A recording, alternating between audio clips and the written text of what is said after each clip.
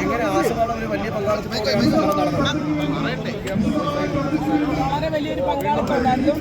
ഈ സമരം അവര് 10-ാം തീയതി മുതൽ നടത്തിയ എല്ലാ കുതന്ത്രങ്ങളെയും അതിജീവിച്ച് ഈ സമരം വൻ വിജയമാകുന്നുണ്ട്. ഇപ്പോൾ 2 ദിവസമായിട്ട് 1-2 ചാനലുകളിൽ നമ്മൾ അക്രമം നടത്താനായിട്ട് ആഹ്വാനം ചെയ്യുന്നു എന്ന് പറഞ്ഞുകൊണ്ട് വളരെ വ്യാപകമായ പ്രചരണം നടത്തി എല്ലാം എടുത്തിട്ടുകൊണ്ട് ഇവരുടെ സൈബർ പോരാളികൾ കേരളമെമ്പാടും പ്രചരിപ്പിച്ചു.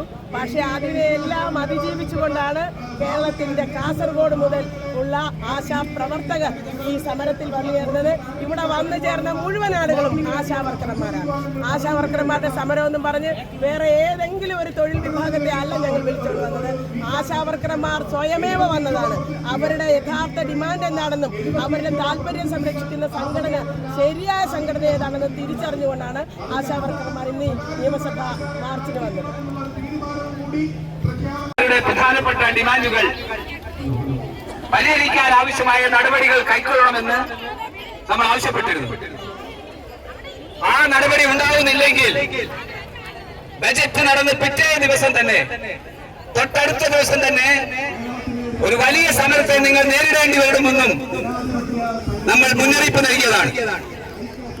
എന്നാൽ ബജറ്റിൽ 7-ാം തീയതി അവതരിപ്പിച്ച കേരള ബജറ്റിൽ കേരളത്തെ ആശാവർക്കർമാരുടെ പ്രശ്നങ്ങൾ പരിഹരിക്കാൻ ആവശ്യമായ നടപടികളൊന്നും ഉണ്ടായില്ലെന്ന് മാത്രമല്ല, ആശാവർക്കർ എന്ന ഒരു നാമം പോലും ആ ബജറ്റിൽ കേരള സർക്കാർ മുന്നോട്ട് വെച്ചില്ല. അതിൽ പ്രതിഷേധിച്ചുകൊണ്ടാണ് നമ്മൾ തൊട്ട അടുത്ത വർക്കിന്റെ ഫെബ്രുവരി 10-ാം തീയതി മുതൽ സെക്രട്ടേറിയറ്റിന് മുമ്പിൽ രാപ്പകൽ സമരം ആരംഭിച്ചത്. പ്രഖ്യാപിച്ചുകൊണ്ട് നടത്തിയിരിക്കുന്ന സമരമാണ്. അതിനു മുമ്പ് തന്നെ ഡിമാൻഡ് നോട്ടീസ് എല്ലാ അധികാരികൾക്കും നൽകിയിട്ടുണ്ട്, എല്ലാ മന്ത്രിമാർക്കും നൽകിയിട്ടുണ്ട്.